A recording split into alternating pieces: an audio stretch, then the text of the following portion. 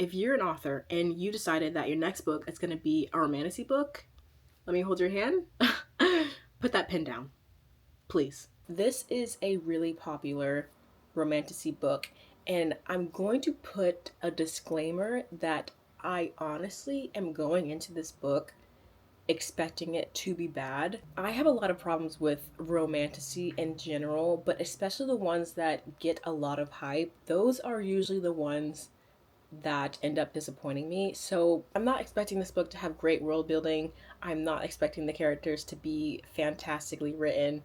I'm kind of just hoping that it's fun. I'm also going into this book blind. I don't really remember what this plot is supposed to be, but we're going to figure that out together. So I'm 20% into this book, and so far, it's not bad. So the story starts with our main character, Saris. She steals a gold gauntlet from the Queen's Guard. She's going to use this gauntlet to pay her way out of the city so her and her brother can have a better life. But the Queen's Guards do end up catching her, and they take her to the Queen, where she is interrogated a little bit, and then she is sent off to be tortured and then eventually killed.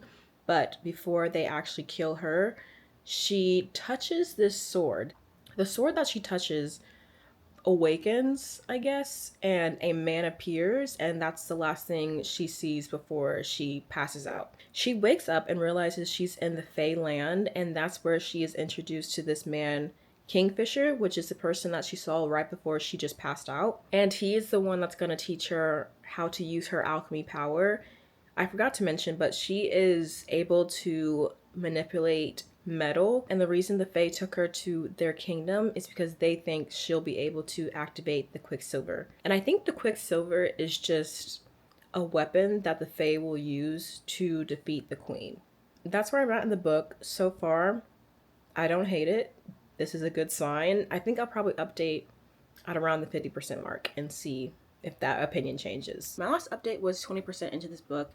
Now I'm 60% in, and her task was to create these relics for the Fae using her alchemy power. But what has been confusing me in this 40% that I've been reading is that Kingfisher is really difficult. His job is to kind of guide her and teach her how to harness her alchemy power. But for someone that needs her help so bad, like she is the only person that is going to be able to help him do this task, he is rude and mean to her. Wouldn't it make more sense to have a willing participant that is happily going to do something for you instead of being the most difficult person ever? Like, I feel like Saris would have no problem helping him out if he was just like this bit nicer, but he's not. Now, 60% into the book, is this a spoiler? It's a romantasy book. Of course, there's gonna be romance in it. Anyways, they hook up, and it feels like it literally comes out of nowhere. I'm like, now where did that come from?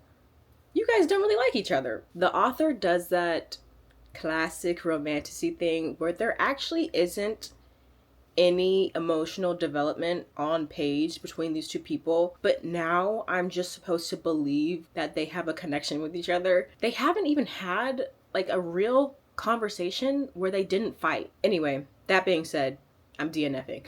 It's not like I didn't give this book a fair chance. 60% in, I know by now if I'm gonna like this book or not. And no. This book sitting at a 4.33 on Goodreads,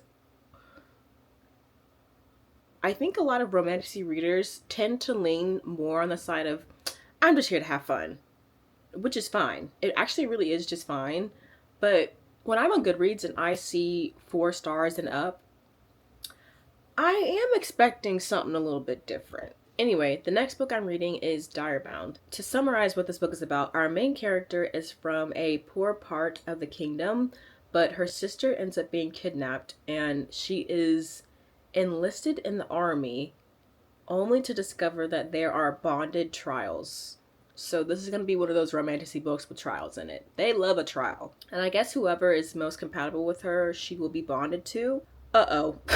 You know how on Goodreads they'll be like, Fans of insert series, insert series, insert series will love this new book. Quicksilver is in there. Right. Okay, that's all for now. I'm going to start this book and probably update at 20% like I did the last one. I'm 30% into Direbound. I'm trying to keep my expectations low. So her sister is kidnapped in the middle of the night, and she enlists in the army because she thinks this will open up opportunities to find her sister.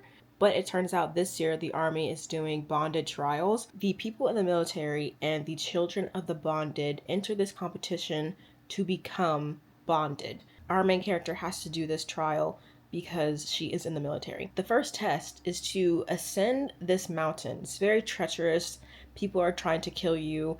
The elements are not good, but if you make it to the top, then you get the opportunity to be bonded to a direwolf. She does not plan on being bonded because she thinks it's going to get in the way of her finding her sister, so she just wants to make it to the top and survive, and then when everyone else is being picked by a wolf, she will kind of step back and then wait and then go back to the military. The wolves decide who they want to bond to, so she kind of doesn't really have that much of a choice in the matter.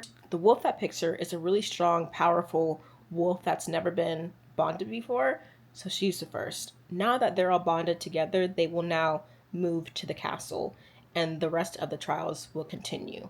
It just feels like the author came up with a really random plot to make our main character have to go through these trials, because when you really think about it, I don't know how her being bonded in this program is going to help find her sister. Like, I'm sure the author is going to come up with something. Just reading so far what I've read, it doesn't make sense. Like, her sister has been kidnapped in the middle of the night, and her solution is to enlist in the military. And when that doesn't go the way that she thought, she now is in this competition to be bonded to a direwolf. She's going to be in this castle for the next 4 months, learning about this new thing, taking classes, bonding with her direwolf. I'm not sure how that's going to help you find your sister. It doesn't really make sense as a setup. Like, you have to squint and kind of tilt your head to the side and be like, yeah, sure. I'm going to let it slide because I don't hate this so far. It just doesn't really make sense to me. I am done with Direbound, and I'd say I'd give it like a 3-star. There is nothing really original about this book. It reads like 100 other romantasy books that I've read before. I've read this before. If you're tired of that same story getting told over and over again, this isn't the book for you. But I did finish it. I didn't absolutely hate it, so it's getting 3 stars out of me. The romance part of this book was something that I could not force myself to care about, which is interesting because even if usually when I'm reading a romantasy, maybe I don't love the plot, maybe I don't love the side characters, but I can get down with the romance part of it. But this one, I don't know. I was just so like uninterested with their storyline. When a main character interacts with the first love interest, or they start the story already in a committed relationship, it's like not even a spoiler to me because it's so easy to pick up on. It's like, you already know that's not the guy. That's not the guy. There's a second love interest in this book that's tall, has dark hair, and he hates her. I've played these games before. So, the last book I'm going to read for this video is going to be The Second Death of Locke. I'm going to use my Spotify audiobook credit for this because I think it's 15 hours. So, we'll see if that's better than these past 2 books. Fingers crossed. This is editing me. I forgot to explain what this book is about. It follows our main character, Gray. She is a magical well that is the heir to the lost Isle of Locke. She is the last living heir to this nation, and if she dies, all magic dies with her. She is friends with this guy named Kier, and he uses her magical well to siphon his powers. They have been tasked to return this girl who claims to be the last heir of Locke to her nation, but we, the reader, know that Gray is actually the heir.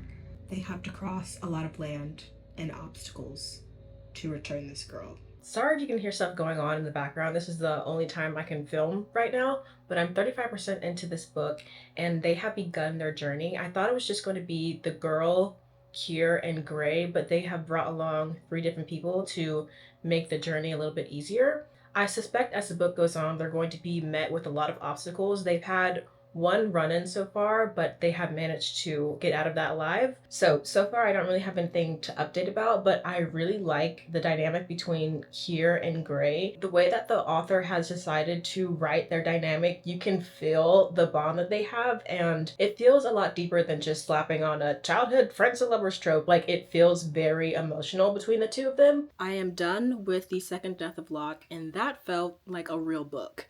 Was it perfect?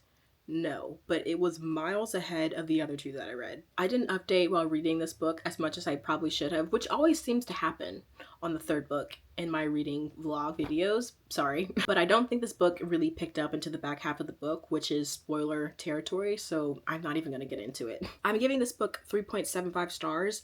It just felt like there was a point to this one. Like, the author actually sat down and really put the effort and time into this.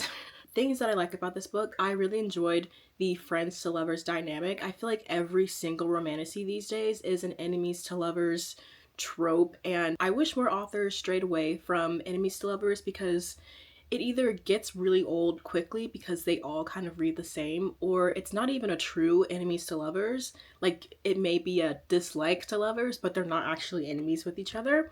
The way that this author wrote their devotion towards each other was really palpable. The way that magic is set up in this book was also really interesting because a lot of the time our female main character will be very powerful, and Gray is very powerful, but she actually needs someone else to activate that power. The whole book is focused around her being the chosen one, like the last heir, which is a common thing in romantasy, but she literally cannot do it alone, which I actually enjoyed. Again, 3.75, I'm so glad that I didn't hate this. I'm actually so glad that I didn't hate this book, but while I was reading it, I feel like I figured out what exactly about romantasy that I really am tired of. This subgenre is so incredibly oversaturated that if you're not bringing anything new and original to it, keep it.